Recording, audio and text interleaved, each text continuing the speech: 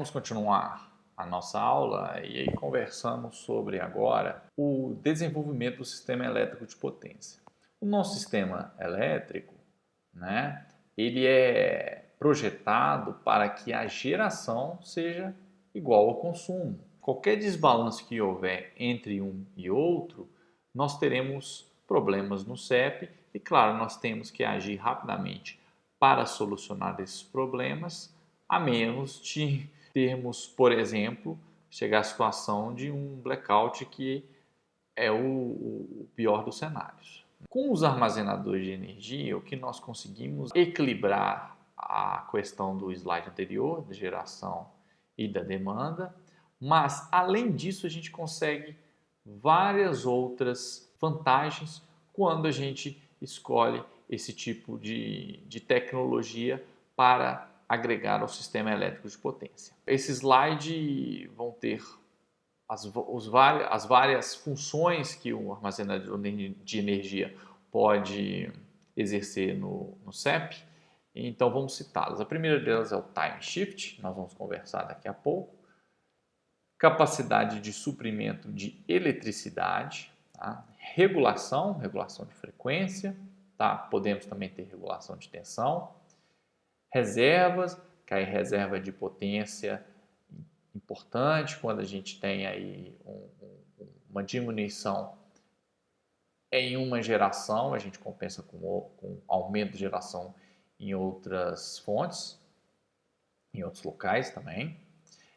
Suporte de tensão, black start, nós vamos ver, adiamento de renovação em linhas de transmissão, vamos ver por que e como a gente consegue isso com os armazenadores de energia, alívio no congestionamento das linhas de transmissão, adiamento de renovação no sistema de distribuição. Claro, vamos ganhar em qualidade de energia, vamos conseguir solucionar problemas que a gente engloba nessa área chamada qualidade de energia.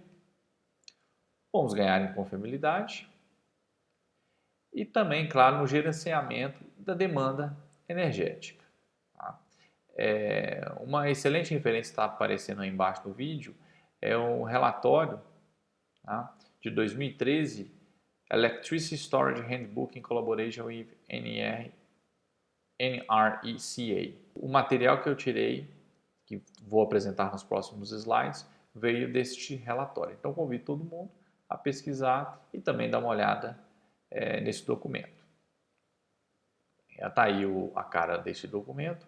Tá? Inclusive, o site da Sandia tem muitos dados de armazenadores instalados ao redor do mundo. Então, é uma fonte de consulta interessante para nós conhecermos, visitá-lo e, claro, aprimorar os nossos conhecimentos na área de armazenadores de energia. E aí ele mostra, então, tirei um print lá do início, o que seriam os serviços que os armazenadores de energia proporcionariam ao sistema elétrico de potência, sistemas, vamos dizer assim, grandes, Bulk Energy Services, serviços ancilares, tá?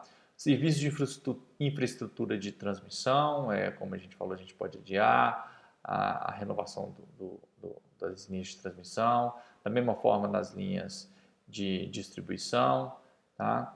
E, claro, alguns serviços que podem ser agregados com o uso de armazenadores de energia, como citados, qualidade de energia, confiabilidade, gerenciamento da demanda e assim por diante. Bom, então vamos ver agora como é que a gente usa os sistemas armazenadores de energia na geração e na transmissão. O primeiro conceito que a gente vai utilizar, é o de time shift. E o que é o time shift?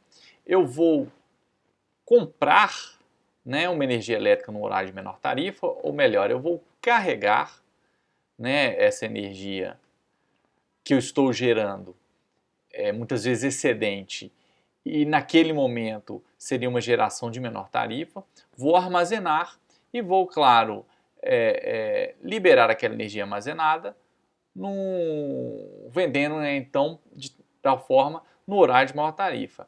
É importante lembrar que isso é permitido por quem gera energia elétrica.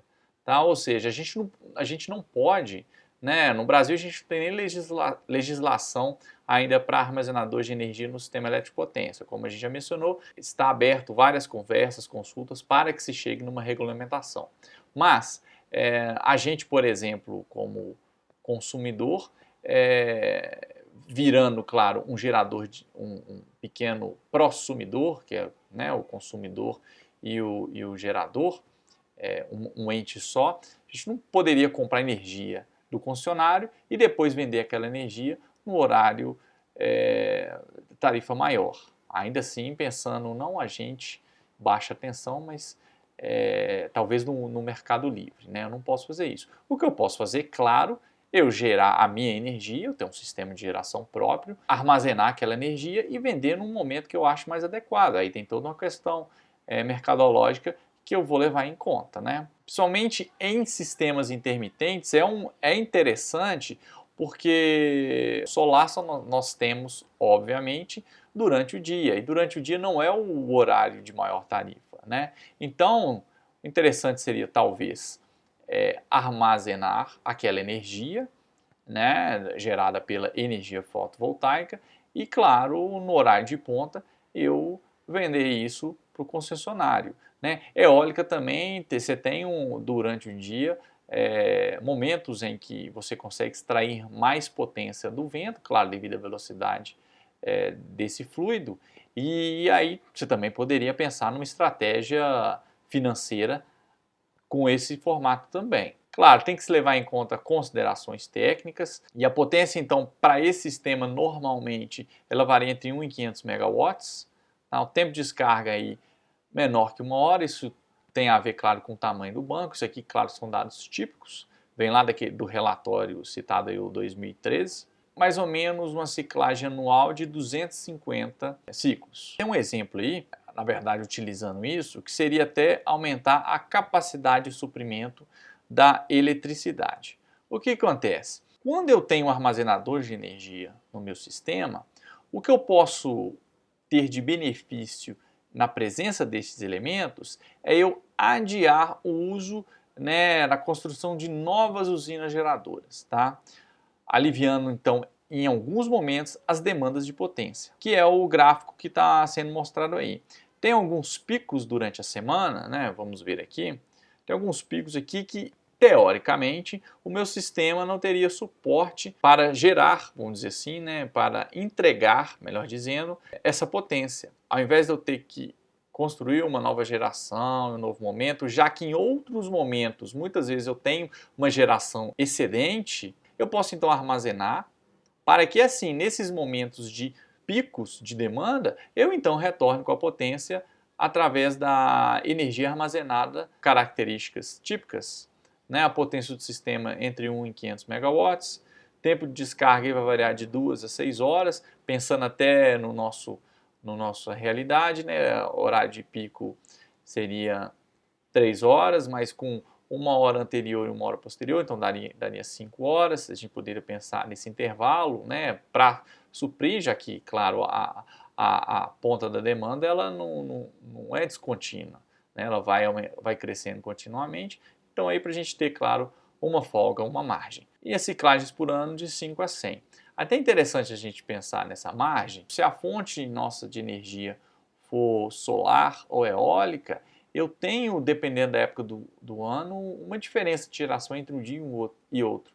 Então, muitas vezes, uma estratégia interessante é ter um sistema de armazenamento que armazene não só para um dia de utilização, mas para outros dias de utilização também. Isso, claro, vai depender do projeto que eu esteja fazendo e estratégia também que eu esteja adotando. Mas muitas das vezes, se eu faço uma estratégia de que o excedente de geração durante o dia vai servir apenas durante o horário de ponta daquele mesmo dia, pode ser que no dia seguinte eu não tenha uma geração tão favorável, fazendo com que talvez eu não consiga suprir esse pico de demanda.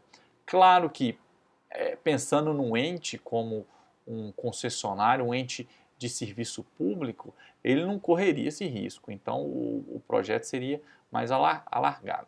Claro, armazenadores de energia seria uma alternativa para isso, mas a outra alternativa lógica e evidente seria construir outras usinas geradoras não intermitentes, mas constantes, como hidrelétricas ou termoelétricas. Uma outra forma que nós temos é o de regulação de tensão. E aí, como destacado, né, ele seria um dos serviços mais propícios ao uso de armazenadores de energia. O que a regulação de tensão ela nos proporciona? Ela nos dá, né, o armazenador regulando a tensão, ela nos dá, na verdade, uma capacidade de gerenciar o fluxo de potência, principalmente acomodando as variações de demanda da energia elétrica. E aí, para isso, o principal, o que nós vamos ter? Nós temos que manter a frequência de operação da rede, né, amortecendo quaisquer flutuações que eu tenha entre aquela igualdade que nós conversamos nos slides anteriores, que é geração e consumo iguais. A gente sabe que quando a geração ela está maior que o consumo, ou seja, se eu retiro cargas dos sistemas, mantendo a mesma geração, ou eu aumento muito a geração proveniente, né, das minhas usinas, eu vou aumentar aquela frequência. Se a geração for menor consumo, né, aumentou muito a carga, a geração não conseguiu acompanhar, eu tenho uma diminuição na frequência. Né? E a gente sabe que esse desbalanço de frequência no sistema, os sistemas de proteção de usinas geradoras faz com que ela seja retirada do sistema. Na verdade, a atuação primeira é no sentido de alterar a geração própria sua, né, ente gerador, para tentar equilibrar a demanda de potência para reequilibrar a frequência da rede. Mas se eu não tenho sucesso nisso, aí eu vou me desconectar e aí acontece muitas vezes o efeito em manada, principalmente quando o consumo está maior do que a geração, né? Ou seja, se o consumo está menor, eu tirando uma geração, talvez eu equilibre rapidamente. Agora, se o consumo está maior e eu tiro uma geração, aí o efeito cria-se uma bola de neve até chegar ao blackout. E normalmente o que a gente tem, né, na verdade toda usina geradora, ela tem o que a gente chama de reserva de potência, que é justamente uma reserva a mais de potência elétrica para principalmente a gente acomodar os momentos em que o consumo superou a geração. Tá? Apesar de existir esta reserva de potência, a gente tem, principalmente em unidades térmicas, em termoelétricas, você vai ter um desgaste maior nos sistemas, porque máquina térmica tem um ponto de operação ótimo. E aí quando ela sai desse ponto de operação ótimo, não só aumenta-se o desgaste dela, mas a eficiência dela também cai. Então não é interessante essa variação, principalmente em sistemas térmicos. E aí o que é interessante, então, regular isso, seria justamente nós utilizarmos sistemas de armazenamento de energia. E aí tem um gráfico interessante, né, que é o que a gente pode imaginar de uma situação integrada do sistema elétrico de potência. Você tem aqui o hora do dia, seria meia-noite de um dia até meia-noite do outro dia, 24 horas. Você tem uma geração que a gente chama de geração básica, base load generation, tá?